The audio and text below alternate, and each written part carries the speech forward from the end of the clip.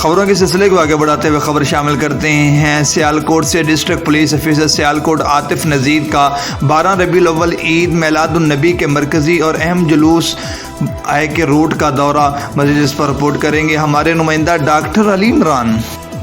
جی بالکل، ترجمہ پولیس کے مطابق district police officer Sialkot Atif Nazir نے عید میلاد النبی کے سلسلہ میں جلوس کے روٹ کا دورہ کیا، سیکورٹی انتظام کا جائزہ لیا۔ سیکورٹی کو فل پروف بنانے کے لیے جلوس کو رواں رکھنے کے لیے انچارج سیکورٹی کو احکامات صادر کیے۔ جلوس کے روٹس کی CCTV کیمرہ سے مانیٹرنگ کے لیے DPO آفس میں قائم کنٹرول روم سے نگرانی کی جائے گی۔ کیمرہ مین ٹیم کے ساتھ علی عمران، City 5 نیوز، سیالکوٹ۔